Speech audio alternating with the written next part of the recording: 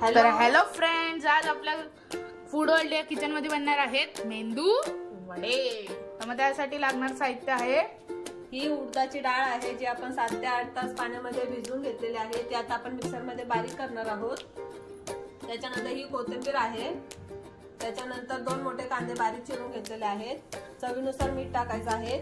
मेंदूवडे तळण्यासाठी हे तेल आहे आणि चटणीसाठी लागणारं साहित्य आपण बघूया।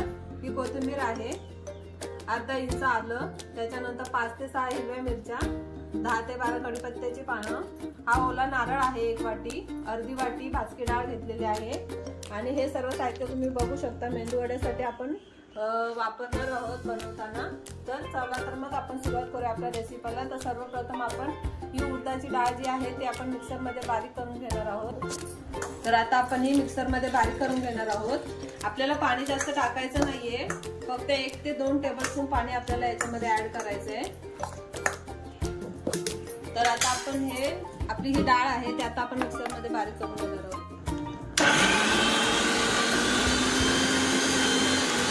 आता बघू शकता आपली डाळ छान बारीक झालेली आहे मिक्सर मध्ये। तर आता ही आपण बाउल मध्ये काढून घेऊया।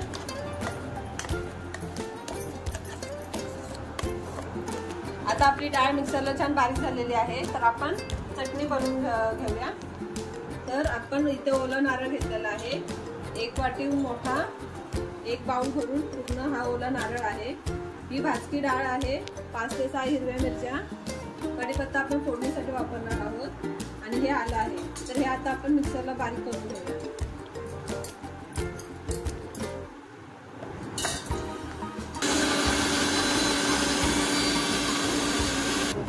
आता आपली चटणी छान रेडी झालेली आहे। तर आता आधी आपण मेंदूवडे बनवायला घेऊया। आता हे आपलं उडदाच्या डाळीचं पीठ आहे ते आपल्याला एकाच डायरेक्शनला असं फिरून घ्यायचं आहे, थोडंसं सैल करायचं आहे पीठ। असं आपल्याला एका डायरेक्शन मध्ये हे पूर्ण पीठ 5 मिनिटासाठी पूर्ण असं सैल करून घ्यायचं आहे। तर आपले वडे खूप छान असे कुरकुरीत आणि स्पंजी होते।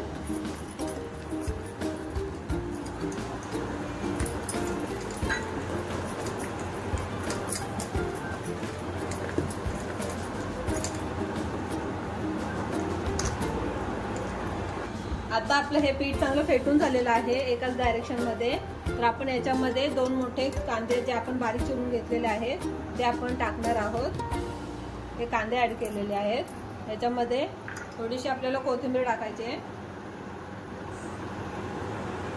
त्याच्यानंतर याच्यामध्ये आपण हाफ टेबलस्पून म्हणजे चवीनुसार मीठ टाकायचं आहे आणि पुन्हा एकदा एकाच डायरेक्शन मध्ये हे सगळं आपल्याला फिरून घ्यायचं आहे। असं फिरवायचं, आपल्याला चांगलं मिक्स करून घ्यायचं आहे। त्याच्यामध्ये आपण कांदा, कोथिंबीर, मीठ ऍड केलेला आहे, तो चांगला एकाच डायरेक्शन मध्ये असं पुन्हा एकदा फिरून घ्यायचं आहे आणि पीठ चांगलं आपलं भिजवून घ्यायचं आहे।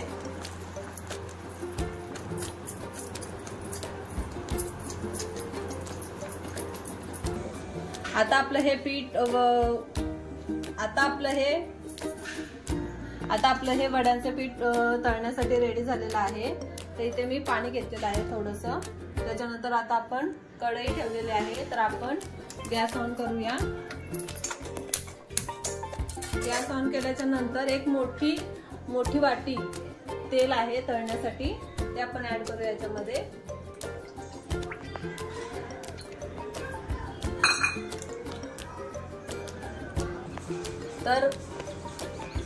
तर आता आपलं तेल गरम झालेलं आहे। तर आपण वडे करायला घेऊया।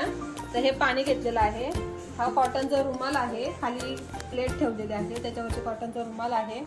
तर आता आपण थोडंसं ओलं करून घेऊया हे। त्याच्यानंतर पिठाचा एक छोटासा गोळा घ्यायचा आहे, तो असं याच्यावरती टाकायचा आहे आणि हलक्या हाताने थोडंसं असं करायचं आहे त्याला आणि मध्ये असं होल करून असं हे करून तेलामध्ये आपल्याला सोडायचं आहे। आता एक करून आपण वडे तळून घेऊया। एक करून आपण वडे तळून घ्यायचे।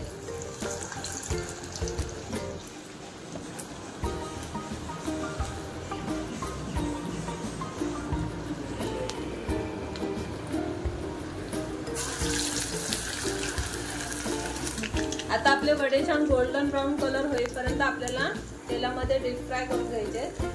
असं त्यांना एक एक करून असं परतायचं आहे. छान आपल्याला असं गोल्डन ब्राऊन कलर आणायचा आहे त्यांना. तोपर्यंत चांगलं फ्राय करून घ्यायचे. आता हे आपले वडे चांगले गोल्डन ब्राऊन कलर मध्ये छान फ्राय झालेले आहेत. तर आपण आता डिश मध्ये काढून घेऊया. डिश मध्ये काढून घेऊया आणि एक एक करून आपण सगळे वडे तळून घेऊया. खूप टेम्पटिंग दिसतात आहेत ते वडे, तुम्ही बघू शकता.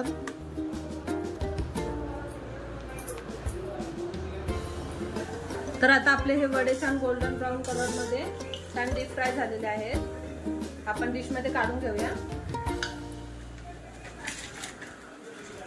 आणि चटणीसाठी चटणी रेडी करून घेऊया. तर आता आपण चटणी रेडी करून घेऊया. हा कढीपत्ता आहे फोडणीसाठी, हे राई आहे आणि ही आपली मिक्सर मध्ये वाटलेली चटणी आहे. तर आता आपण गॅस ऑन केलेला आहे. आता तेल गरम करून घेऊया. इथं मी 1 टेबलस्पून ऑइल घेतलेलं आहे. ऑइल आपल्याला चांगलं गरम करून घ्यायचंय.